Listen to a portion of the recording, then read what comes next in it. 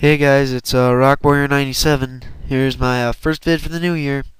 Sorry I haven't been doing much for a while. I've been really busy, even though holidays are over. Okay, since The Dark Knight came out on DVD recently, and I also heard they're going to re-release in theaters for the money and more chances and make the chances easier of it winning Oscars, I'm going to review every single Batman movie, starting with the 1989 flick Batman. The Tim Burton era began with this. Some people were unsure about how this movie would turn out. And a lot of people originally, when they heard Michael Keaton would play Batman/Bruce Wayne, everyone was in an uproar. Just because he was in a bunch of comedy movies. Eventually, the movie came out, and everyone shut up. The movie really overall is dark, but it has a great feel to it. A little on the surreal edge, if you know what I mean. Pretty much you mention this movie and Tim Burton to anyone, they'll instantly say it's like his signature style. The movie, pretty much here's its plot in a nutshell. It starts off with the intro to Gotham City and Batman and everything, and he starts tracking down this criminal named Jack Napier, who's working for a mob boss. Eventually, later on, this leads to Napier getting set up by his mob boss, so the mob boss can have Napier out of his hair. Napier eventually and Batman confront each other in a chemical factory, which ended with Napier getting severely scarred and dropped into a pit of acid. Napier somehow survives this, but is left mentally and physically scarred.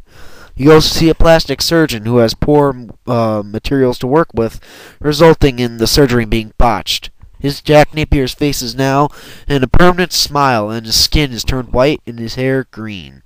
He now calls himself, and is forever known as, the Joker. So pretty much in a way, this movie goes and talks about Batman's origins in a flashback. You later find out that Jack Napier killed Bruce Wayne's parents, which eventually would lead to him becoming Batman.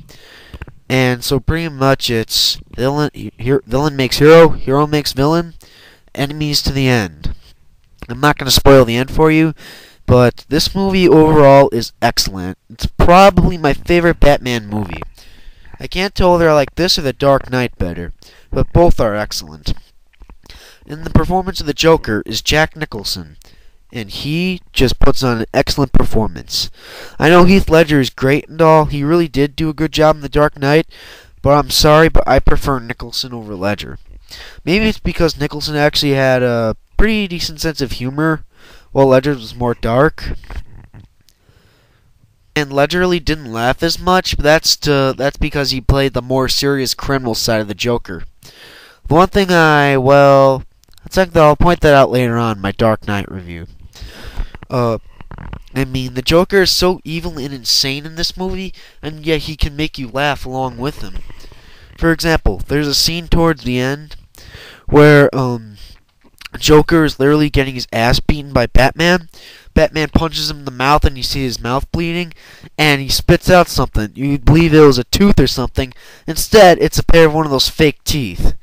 And he even resorts to avoid getting hit, putting on glasses and going, "You wouldn't hit a guy wearing glasses, would you, to Batman?" Of course, Batman hits him anyway. I really just can't praise this film enough. I don't know if I'd call it one of my favorite movies, but out of all the superhero movies I've seen, this is definitely one of the all-time best.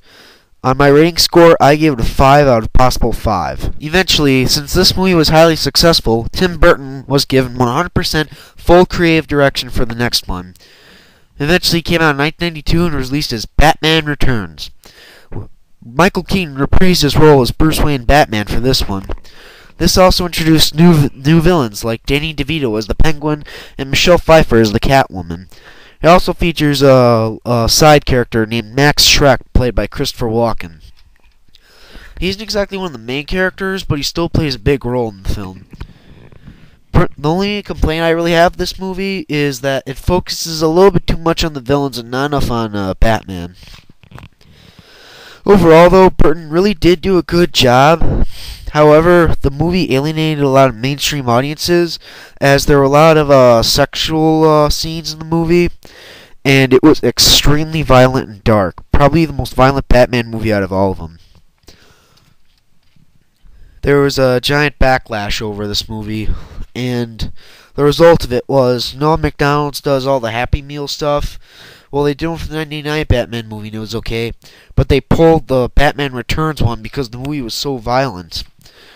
When I first saw this movie, I was a little skeptical of Danny DeVito being the Penguin, because I knew he was a good actor and all, but I'm thinking, I don't think he can really play the Penguin. I watched it, and I thought to myself, wow, he actually did a good job. Michelle Pfeiffer also does a great job in the role of Catwoman.